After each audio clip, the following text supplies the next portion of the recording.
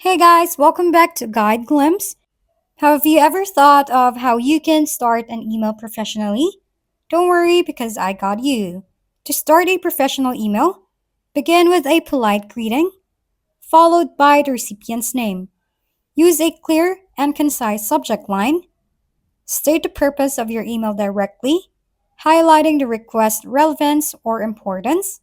Be specific about what you're asking for and why it is needed. Use polite language and professional tone throughout.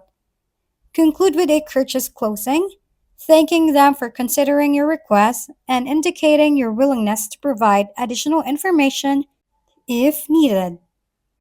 Once again, thank you for watching. This has been Guide Glimpse. Don't forget to like, share, and subscribe for more how-to videos.